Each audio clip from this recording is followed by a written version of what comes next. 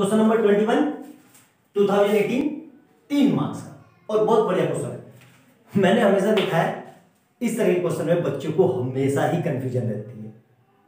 वो क्वेश्चन को देखते ही डर जाते हैं और छोड़ देते हैं कि अरे यार क्या है ये, सर समझ में नहीं आ रहा है, सर कैसे स्टार्ट करें, कर क्या करें। और जबकि यकीन मानो ये क्वेश्चन बहुत आसान होते हैं।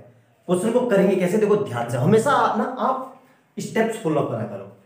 बेसिक स्टेप मतलब एक एक पॉइंट की लिखा करो कि कैसे क्या क्या है।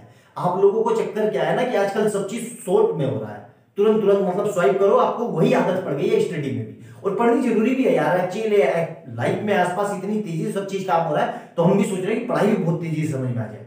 ऐसा नहीं होता है। पढ़ाई धीरे धीरे टाइम लगाओगे तब स्टार्ट होगा।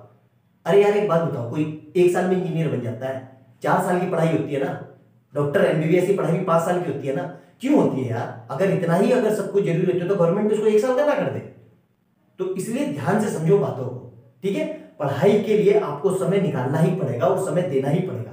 धीरे धीरे सीखोगे। आप लोगों की आदत क्या है, 2-4 क्वेश्चन करे, नहीं समझ में आए छोड़ दिया, अरे समझ में नहीं आ रहा। एक्चुअली चक्कर क्या है, आप बैठते ही नहीं हो। आधा घंटा, 1 घंटा, 2 घंटा करते रहो, प्रैक्टिस करो। अरे काटो यार, एक बार नहीं आ रहा है काटो, क्या होगा, पेपर ही तो बेकार हो गया। अरे 100 रुपए की कॉपी आती है यार, पूरे साल चल जाती है। लेकिन इन्हीं कॉपी से आपका करियर बनता है।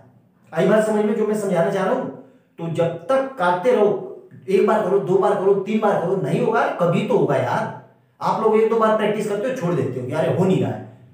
ये मत किया करो, समझ में आया? अब देखो ये क्वेश्चन क्या कह रहा है, बहुत प्यारा क्वेश्चन है कि if mth term of an AP is equal to, ये क्या कह रहा है देखो, जो mth टर्म एपी की है वो 1/n है, ये है। और दूसरी चीज क्या कह रहा है कि जो nth टर्म है वो हमारी 1/m है। अंतर समझ में आया? अब देखो एपी की nth टर्म कैसे लिखती है, an is equal to a plus n-1 into T. ये चीज समझ में आई?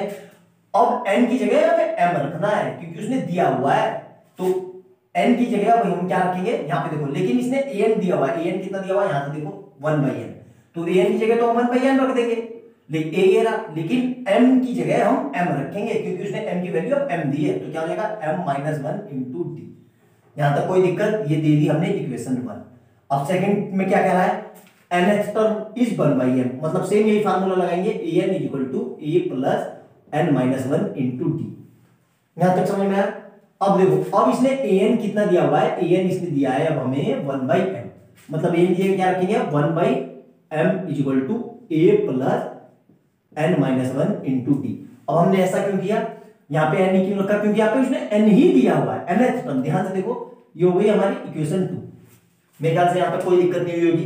अब हमसे क्या पूछ रहे हैं, find the sum of its mn term. अब देखो सम के लिए फार्मूला क्या होता है, Sn is equal to n/2 2a plus n-1 into T. यहां तक कोई दिक्कत? अब ये फार्मूला लगाएंगे तो फार्मूले में हमें क्या चाहिए, हमें n चाहिए, हमें a चाहिए, हमें d चाहिए, 3 चीज चाहिए ना। तो a और d कैसे निकलेंगे, a और d यहां से निकलेगा, ठीक है। तो अब क्या करेंगे, इक्वेशन 1 में से 2 को माइनस कर दो या 2 में से 1 को माइनस कर दो, कोई फर्क नहीं पड़ेगा, दोनों से सेम ही आएगा। तो हम क्या कर रहे हैं, सब्ट्रैक्टिंग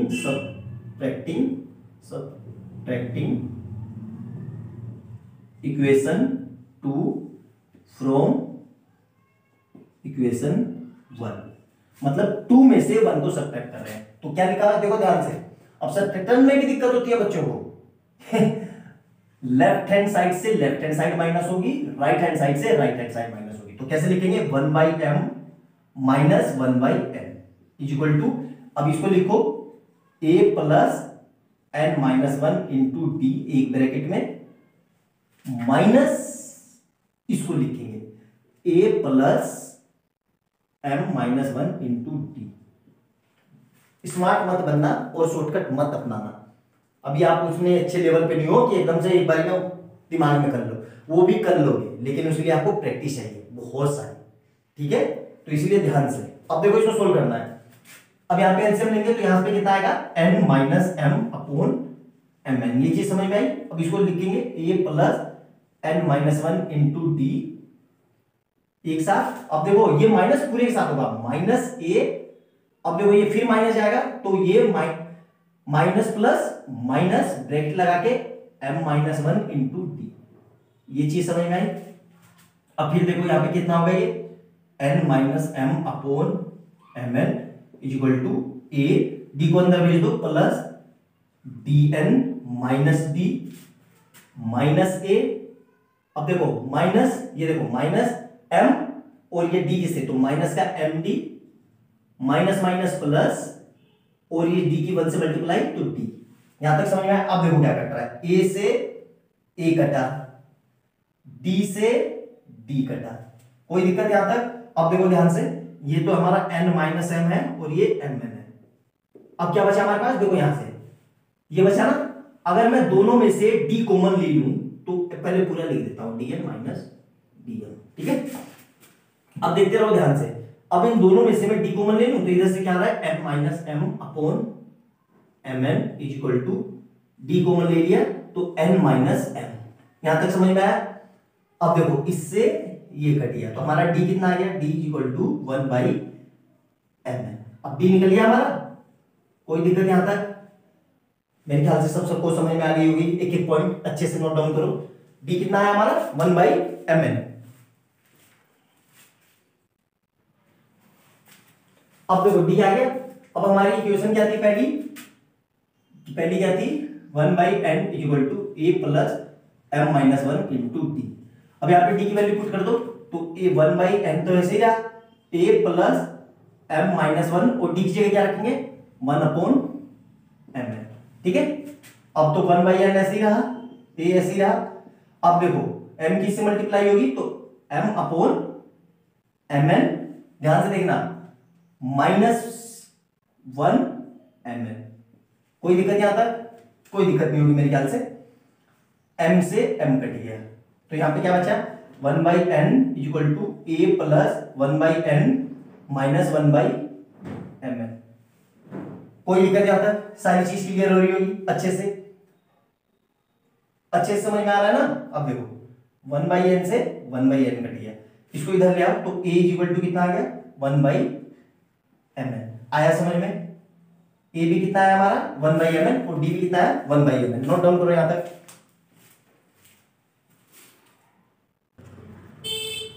अब देखो, अब हमें सम निकालना है। हमें क्या निकालना है, सम।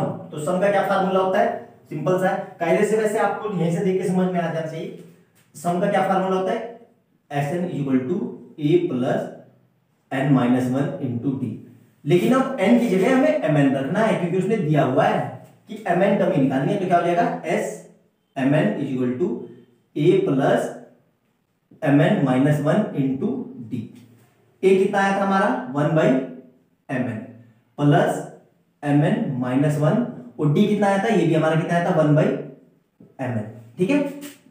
तो 1/mn ऐसे ही रहा प्लस, अब ये देखो इसको अंदर भेजो तो क्या हो जाएगा mn upon mn minus 1 upon mn। ये चीज समझ में आई अच्छे से। तो ये कितना आ जाएगा हमारा smn। क्लियर हो रहा है, एक एक पॉइंट क्लियर हो रही है मेरे ख्याल से। अरे नहीं, हमने फार्मूला गलत लगा दिया बेटा। ओहो, एक मिनट, वेट। फार्मूला क्या होगा हमारा Sn का, हमारा फार्मूला होगा Sn equal to n/2 2a plus n minus 1 into D. ये होगा हमारा Sn का फार्मूला, ठीक है। n की जगह क्या रखना है हमें, ध्यान देखो, n की जगह हमें रखना है mn। तो क्या हो जाएगा Smn equal to mn/2 2 into a हमने निकाला था 1/mn प्लस, अब फिर mn की जगह वो n की जगह mn माइनस 1 इंटू डी जगह 1/mn। ये चीज समझ में आई कि नहीं। ये मैं कैसे कर रहा हूं, मैं यहां पे कर रहा हूं here n equal to m into n।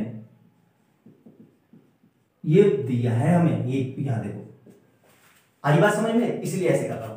तो Smn ऐसे ही रहा mn/2। अब देखो इसको अंदर मल्टीप्लाई कर दो 2 अपॉन mn। अब देखो फिर यहीं पे प्लस mn, ये इससे मल्टीप्लाई होगा तो क्या होगा mn अपॉन mn और फिर माइनस 1 अपॉन mn। यहां तक कोई दिक्कत नहीं होगी मेरे ख्याल से। इस पूरे से ये पूरा कट गया तो यहां पे क्या बचा है Smn इक्वल टू mn/2 अब देखो ध्यान से, 2 में से 1 गया, सिंपल सा है, 2 में से 1 गया तो 1 बचेगा और दोनों के नीचे क्या है mn, तो यहां पे क्या आ जाएगा 1/mn प्लस 1। ये चीज समझ में आई? मेरे ख्याल से सारी चीज क्लियर हो रही होगी अच्छे से, एक एक चीज, कोई डाउट नहीं होगा, है ना।